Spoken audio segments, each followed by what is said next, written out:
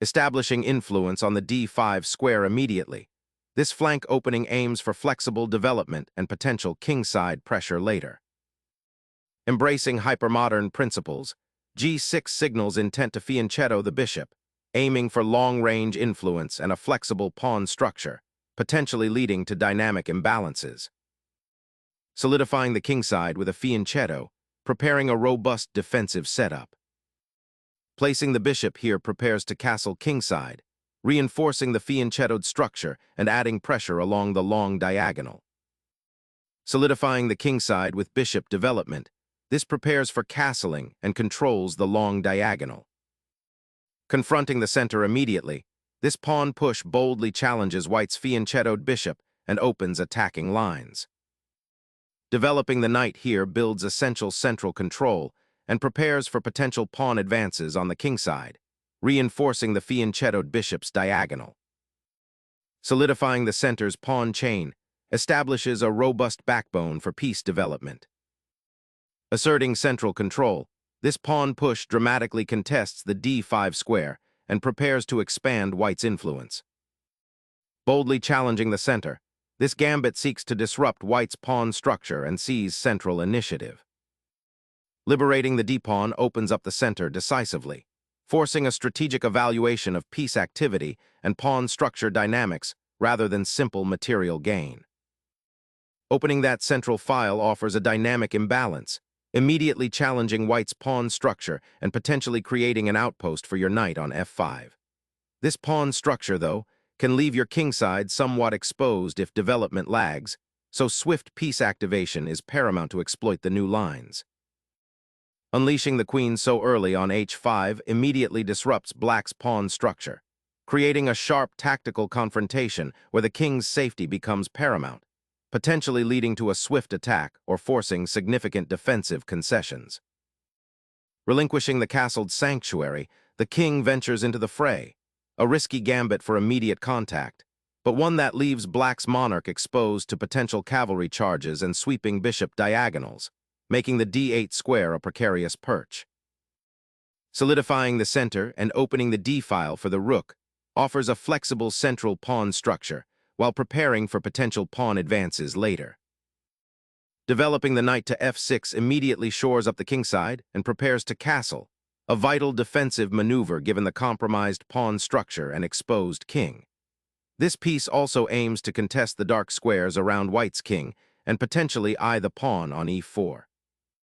Reorganizing the queen to a less exposed square prepares for potential pawn, advances on the kingside and better, supports the central control. Recentering the monarch after the king's early dance avoids immediate threats and prepares to rejoin the battle, though it sacrifices a tempo and concedes central space to white's aggressively advanced pawns. Unleashing the bishop, white immediately aims to disrupt black's nascent kingside structure and pressure the knight on f6, potentially creating weaknesses around the isolated pawns. This aggressive bishop placement hints at white's ambition to exploit the open diagonal and control key squares, potentially forcing concessions from black's already compromised pawn chain. Solidifying the center and preparing to develop the queenside pieces, this pawn advances to support a potential numb maneuver, aiming to contest the d4 square and potentially pressure white's king's pawn. Developing the knight to f3 prepares to castle kingside, solidifying the central pawn structure and anticipating the eventual recapture on e5, with a knight if the opportunity arises. The rook's relocation to f8 aims to solidify the king's sanctuary and potentially join the fight on the central files, though its immediate impact is largely defensive, offering a bit more breathing room from white's persistent queen pressure. Refocusing the queen's pressure from the now less threatening diagonal towards the kingside pawn structure aims to re-establish attacking potential, potentially eyeing f5 or even h6, while also preparing for knight development.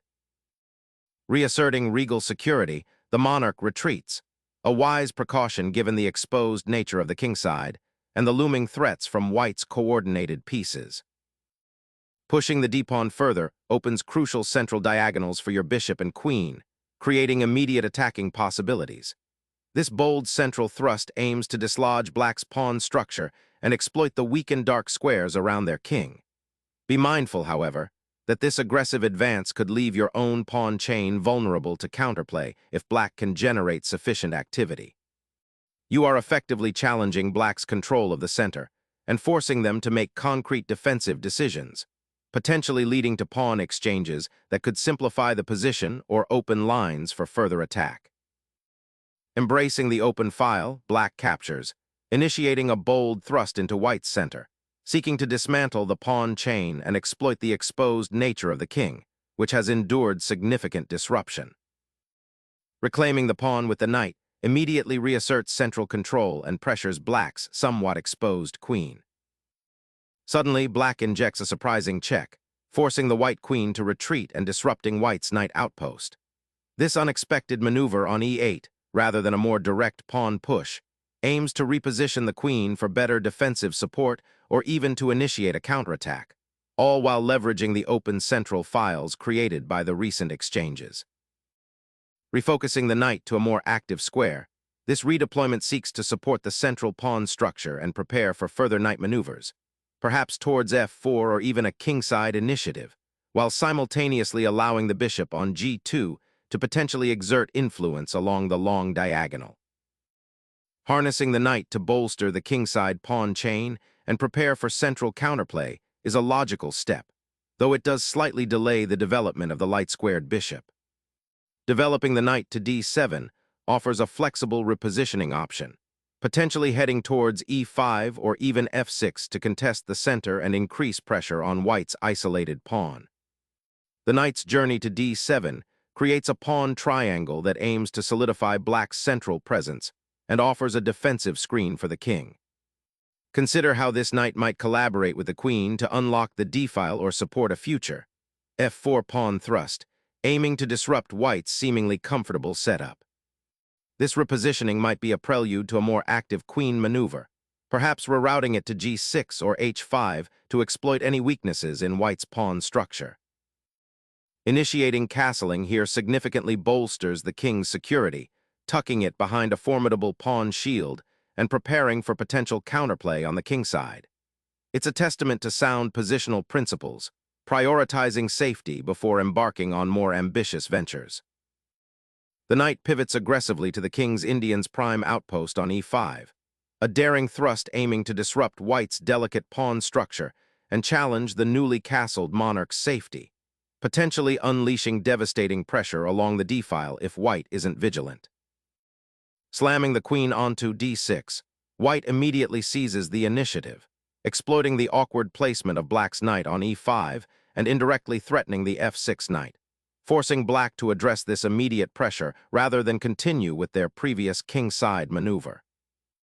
Black's knight, having found a surprisingly good outpost on e5, now daringly ventures to c4, aiming to disrupt white's pawn structure and potentially open lines towards the queen. This maneuver injects immediate tactical spice, forcing white to react and reevaluate their centralized control, potentially creating weaknesses in their own formation if not handled precisely. White's queen, after a brief repositioning, now targets the weak d6 pawn, creating immediate pressure and limiting black's strategic options by threatening a double attack on the knight and pawn. Black's knight boldly strides into the enemy camp, aiming to disrupt white's central pawn structure and probe for weaknesses around the king. Consider the ramifications of this knight's placement. It simultaneously attacks the d3 pawn and eyes the weakened squares on the kingside. Is this an audacious raid, or will it become a stranded piece vulnerable to white's developing forces? The knight's presence injects immediate dynamism into the position, forcing white to address its threat and potentially misplacing their pieces in response. This move prioritizes active piece play and a direct challenge to white's material advantage, seeking counterplay rather than passive defense. Unlocking the long diagonal for the bishop now directly targets the weakened kingside dark squares, putting immediate pressure on black's defensive setup and forcing concessions that could cripple its coordination. Black's knight surge to d3 injects immediate chaos, targeting the exposed queen and threatening a devastating fork. This audacious central occupation might be a desperate gamble, seeking to disrupt white's attacking setup by forcing concessions. The king, still awkwardly placed after the early rook-pawn push, now faces intensified pressure. White must carefully consider whether to retreat the queen and maintain material advantage, or risk further complications by defending against the knight's aggressive posture. The seemingly quiet repositioning of White's pieces has suddenly erupted into a sharp, tactical skirmish where even a single misstep could prove fatal.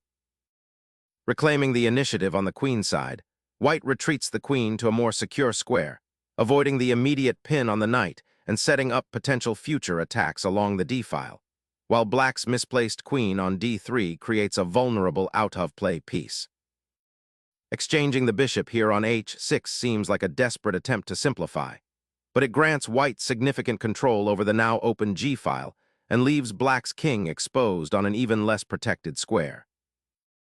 A risky gambit to regain material, sacrificing a bishop for temporary pressure, but it overextends the queen and leaves the kingside exposed for further attack. Black boldly snatches a pawn, creating a fascinating tactical imbalance as a result of White's queen's errant foray earlier. Stepping forward with the knight, White aims to solidify the center and launch a counteroffensive, perhaps targeting Black's somewhat exposed king, or the unsupported pawn on b2.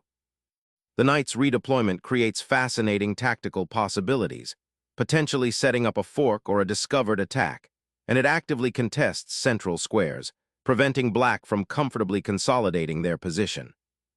A strategic repositioning to exploit the awkward placement of Black's bishop, hinting at a future assault on the kingside or an attempt to gain control of key diagonals. This knight maneuver feels like a quiet but potent reinforcement, preparing to join the battle for central control and potentially adding pressure to Black's somewhat compromised queenside. Shifting the knight to a more active square, this move hints at a desire to rearrange White's forces for maximum impact, possibly preparing a pawn push or a coordinated piece attack. A crucial juncture for Black's king's safety is addressed. Shifting the queen to f7 allows it to potentially defend the castled position should White's bishop battery on the long diagonal prove troublesome, while simultaneously preparing for a more active role in the upcoming middle game, perhaps targeting the weak d3 pawn or contributing to a queenside initiative. Reclaiming the central e-file offers a crucial pathway for the rook to join the offensive, potentially pinning the Black knight or challenging the exposed king. A bold attempt to disrupt White's developing pieces, though it gambles with the knight's safety deep in enemy territory. Consider the immediate aftermath. Black has exchanged a potentially active knight for a pawn and is now looking at an exposed position for that very same knight. Meanwhile, White's king remains securely castled, and the pieces are starting to find their cooperative spots. The d-file is opening up, which could become a serious concern for Black's uncastled king. White's bishop on g2 has excellent scope, eyeing the long diagonal, and the knight on f4 is well placed to exert pressure. Black's queen is somewhat passive on f7, and the rooks are yet to find their way into the game in a meaningful way. The pawn structure on the kingside for Black, particularly after the early f5 break, has created weaknesses that White's pieces might exploit later. This move essentially asks White to prove the safety of their queen and consolidate their material advantage. White repositions the rook to open up the d-file, anticipating a potential pawn push from Black on the queenside and preparing to contest the central pawn structure. Re-establishing the bishop's diagonal presence is key here, aiming to activate it from its passive square and contribute to the queenside pressure that has been building. Unlocking the kingside, bh3 aims to initiate a direct confrontation along the g2a8 diagonal, potentially pinning the nf6 and forcing concessions. Opening a crucial e-file now forces White's king's bishop to a defensive post, potentially liberating Black's queenside initiative by targeting the weak pawn on c2 and preparing for a decisive central advance. The exchange of queens ushers in a dramatically altered landscape, where the fate of the game will hinge on the remaining minor pieces and pawn structure. White's queenside pawns are now isolated and potentially weak, but Black's king, while safer from immediate checks, remains somewhat exposed on the kingside. The key battleground will likely be the central files, particularly the now open d-file, and controlling the squares around the Black monarch will be paramount. Relinquishing the open file, Black accepts a material deficit to activate dormant pieces, potentially igniting complications around White's seemingly secure monarch. Refocusing the knight's attention to the king side for defensive coverage becomes paramount. Reclaiming control of the central e-file by placing the knight on a square where it's no longer pinned by the bishop presents a solid repositioning, aiming to contest that crucial open line. The knight repositions to a more active square, aiming to disrupt Black's central pawn structure and potentially create attacking chances on the king side, even though the Black king appears relatively safe for the moment. A bold attempt to reignite the attack by offering a knight sacrifice, aiming to dismantle the white pawn shield around the king and open lines for the rook, though it requires precise follow-up to justify the material deficit. Seizing the initiative, White directly assaults the Black king's sanctuary after a series of pawn sacrifices and exchanges, forcing a crucial decision. Sensing an opportunity to disrupt White's developing pressure, Black repositions the queen, preparing to contest the central files and potentially fortify the king side. Exchanging queens here decisively simplifies the board, pushing towards an endgame where White's rook presence on the open file will be significantly more impactful than Black's scattered pieces and exposed king. This simplification neutralizes Black's immediate attacking potential and allows White to leverage their structural advantages in the coming phase. The Black king, finally liberated from its perilous central exile, now ventures towards the queen side's relative safety, signaling a potential shift towards an endgame where pawn structure and piece activity will become paramount.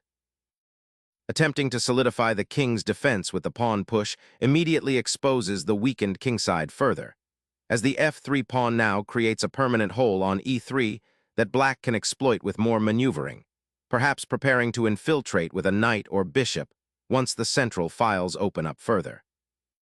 Seizing the opportunity to free your knight and activate it on a more central square is a smart positional adjustment, aiming to disrupt White's pawn structure and create attacking chances on the king side. The open e-file now becomes a crucial battleground, and this placement directly challenges Black's doubled rooks, aiming to force a simplification that might benefit White's more active minor pieces.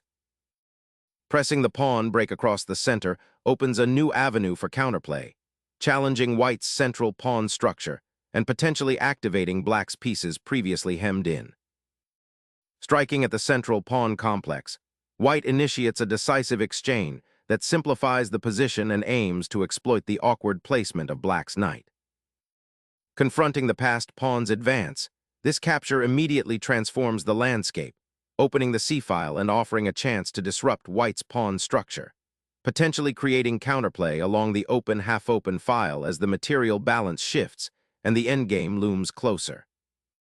Opening the b-file offers the rook a crucial pathway to the queen side, potentially targeting weaknesses or initiating pawn storms, a welcome change from the recent sterile exchanges. The long-term structural integrity of the queen side now becomes paramount, as Black aims to solidify their pawn structure and potentially activate their rook along the open c-file. Securing the king's retreat to a safer square on f2 is a sensible step, prioritizing king safety after a period of intense piece exchanges, and opening up the possibility of utilizing the h-file for potential future operations. Black's decision to bring the rook to c8 immediately aims to contest the open c-file, a vital artery in this imbalanced position, forcing White to confront this challenge rather than continuing their slow maneuvering in the center. Repositioning the rook to the second rank shores up the queen side and prepares for potential activity on that side of the board, aiming to exploit the advanced Black pawn. Prying open the center, this pawn advance demands immediate attention, disrupting White's queenside pawn structure and potentially freeing the a8h1 diagonal for Black's bishop. Initiating a precarious retreat with the rook to b1, White concedes crucial central space, an action that strategically elevates Black's active pieces and bolsters their pawn majority's advance. The pawn surges forward, a daring gambit aiming to seize control of the crucial d-file and disrupt White's newly established defensive structure around their king. This rook maneuver aims to consolidate the pawn passed on the d-file, But it's a race against time as black's king is poised to become an active piece, potentially creating overwhelming pressure along the 7th rank once it reaches the center.